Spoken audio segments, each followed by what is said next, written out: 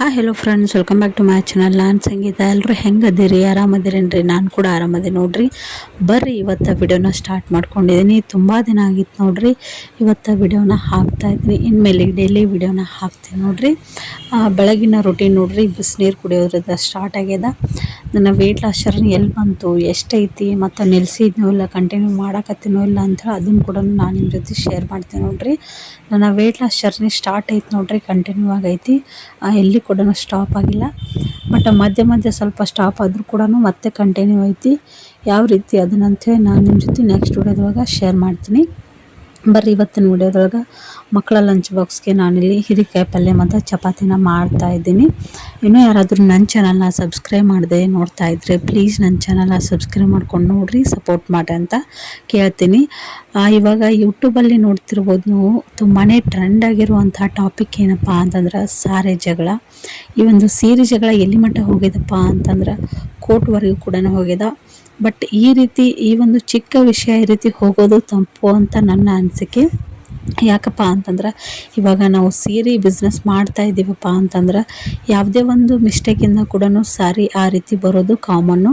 ನಾನು ಕೂಡ ಮುಂಚೆ ಸಾರಿ ಬಿಸ್ನೆಸ್ಸನ್ನು ಮಾಡ್ತಿದ್ದೆ. ಬಟ್ ಅವಾಗಲೂ ಕೂಡ ನಂದು ಇನ್ನೂ ಕೂಡ ಐತಿ ನನ್ನ ಹತ್ರ ಆ ಸೀರೆ, ನಿಮ್ಮ ಜೊತೆ ತೋರಿಸ್ತೀನಿ ನಾನು. ಎಲ್ಲ ಕೂಡ ಚೆನ್ನಾಗಿತ್ತು ಹೊರಗಡೆಯಿಂದ, ಬಟ್ ಒಳಗಡೆಯಿಂದ ಸೀರೆ ಕಟ್ಟಾಗ್ಬಿಟ್ಟಿತ್ತು. ಕಸ್ಟಮರ್ಗೆ ನಾನು ಅದನ್ನು ಕೊಟ್ಟಿದ್ದೆ, ಅವರು ಕೂಡ ವಾಪಸ್ ತಂದು ಕೊಟ್ಟರು. ನಾನು ಅದನ್ನು ರಿಟರ್ನ್ ಮಾಡಿಬಿಟ್ಟು ಮತ್ತೆ ಅವರಿಗೆ ಬೇರೆ ಸೀರೆನ ಕೊಟ್ಬಿಟ್ಟೆ. ಈ ರೀತಿ ನಾವು ತಾಳ್ಮೆಯಿಂದ ಮಾಡೋದ್ರಿಂದ ನಮ್ಮ ಬಿಸ್ನೆಸ್ ಕೂಡ ಇಂಪ್ರೂವ್ ಆಗುತ್ತೆ ಅಂತ ಹೇಳ್ತೀನಿ. ಬಟ್ ಈ ಒಂದು ವಿಷಯ ನೋಡ್ರಿ, ಇಷ್ಟು ದೊಡ್ಡ ಮಟ್ಟಕ್ಕೆ ಹೋಗಿದಪ್ಪ ಅಂತಂದ್ರೆ ಅದನ್ನು ನೋಡೋದಕ್ಕೆ ಸಾಧ್ಯ ಇಲ್ಲ. ಯಾಕಪ್ಪ ಅಂತಂದ್ರೆ ಪ್ರತಿಯೊಬ್ಬ ಯೂಟ್ಯೂಬರ್ ಕೂಡ ಅದನ್ನು ವಿಡಿಯೋ ಮಾಡಿ ಹಾಕ್ತಾ ಇದ್ದಾರೆ. ಆಲ್ಮೋಸ್ಟ್ ಎಲ್ರಿಗೂ ಗೊತ್ತು ಹೆಂಗೆ ಏನು ಯಾಕಂತೇಳಿ. ಬಟ್ ಅವ್ರು ಮಾತಾಡಿರೋಂಥ ಮಾತುಗಳು ನೋಡ್ರಿ, ಅವರು ಎಲ್ರಿಗೂ ಕೂಡ ನೋವುಂಟು ಮಾಡ್ಯಾವು. ಮತ್ತು ಉತ್ತರ ಕರ್ನಾಟಕದ ಜನಗಳು ಮತ್ತು ಭಾಷೆ ಬಗ್ಗೆ ಅವರು ತುಂಬಾ ಕೀಳಾಗಿ ಮಾತಾಡ್ಯಾರ.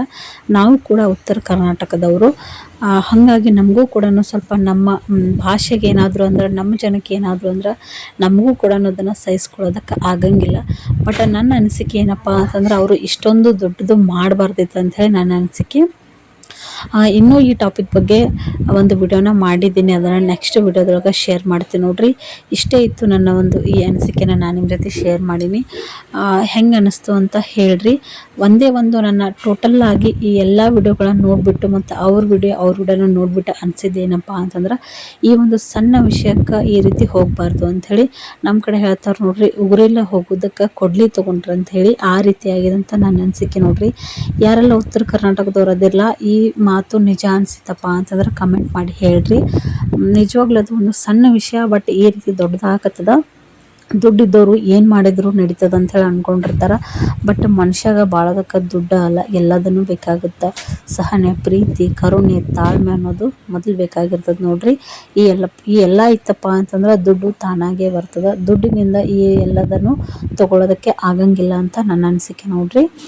ಈ ವಿಡಿಯೋನ ಇಲ್ಲಿಗೆ ಎಂಡ್ ಮಾಡ್ತಾ ಇದ್ದೀನಿ ನೋಡಿರಿ ಸ್ನೇಹಿತರೆ. ಈ ವಿಡಿಯೋ ನಿಮ್ಗೆ ಖಂಡಿತವಾಗ್ಲೂ ಇಷ್ಟ ಆಗುತ್ತಪ್ಪ ಅಂತಂದ್ರೆ ಲೈಕ್ ಮಾಡಿ, ಶೇರ್ ಮಾಡಿ, ಕಮೆಂಟ್ ಮಾಡಿ, ಮತ್ತು ಸಬ್ಸ್ಕ್ರೈಬ್ ಮಾಡೋದನ್ನು ಮರಿಬೇಡ್ರಿ. ನಾನು ಯಾರಿಗೇ ಆದ್ರೂ ನೋವುಂಟು ಮಾಡ್ಬೇಕಂತ ಹೇಳಿ ಈ ರೀತಿ ಮಾತಾಡಿಲ್ಲ. ಬಟ್ ನನಗೂ ಕೂಡ ವಿಡಿಯೋನ ನೋಡಿಬಿಟ್ಟು ಈ ರೀತಿ ಅನ್ಸಾಕತ್ತಿತ್ತು. ಹಾಗಾಗಿ ನಾನು ಕೂಡ ಈ ರೀತಿ ಅದನ್ನು ವಿಷಯದ ಬಗ್ಗೆ ಒಂದಿಷ್ಟು ಶೇರ್ ಮಾಡಿಕೊಂಡೆ. ಅದು ಬಿಟ್ಟರೆ ಯಾರಿಗಾದ್ರೂ ನೋವುಂಟು ಮತ್ತು ಏನಾದರೂ ತಪ್ಪಾಗಿ ಮಾತಾಡಿದ್ದಪ್ಪ ಅಂತಂದ್ರೆ ಕಮೆಂಟ್ ಮಾಡಿ ಹೇಳ್ರಿ ಅಂತ ಕೇಳ್ಕೊತೀನಿ. ನಮ್ಮ ಅತ್ತೆಗೆ ನೋಡ್ರಿ ಕಣ್ಣು ಆಪರೇಷನ್ ಕೂಡ ಆಗ್ಯದ. ಹಾಗಾಗಿ ಸ್ವಲ್ಪ ಮನೆಯೊಳಗೆ ಕೆಲಸ ಜಾಸ್ತಿ ಐತೆ ನೋಡ್ರಿ, ವಿಡಿಯೋ ಮಾಡೋದಕ್ಕೆ ಆಗಿದ್ದಿಲ್ಲ. ಇನ್ಮೇಲೆ ಕಂಟಿನ್ಯೂ ಆಗಿ ವಿಡಿಯೋನ ಮಾಡ್ತೀನಿ. ಪ್ಲೀಸ್ ಒಂದು ಸಪೋರ್ಟ್ ಮಾಡಿರಿ ಅಂತ ಕೇಳ್ಕೊಳತ್ತೀನಿ. ಇಷ್ಟದೇನು ವಿಡಿಯೋ ಮಾಡಿದ್ನಲ್ಲ, ಬಟ್ ಇನ್ಮೇಲೆ ನಾನು ಹೊಸದಾಗಿ ಮತ್ತು ನ್ಯೂ ಜರ್ನಿನ ಸ್ಟಾರ್ಟ್ ಮಾಡ್ಬೇಕಂತ ಅಂದ್ಕೊಂಡಿನಿ. ಸಪೋರ್ಟ್ ಮಾಡಿರಿ.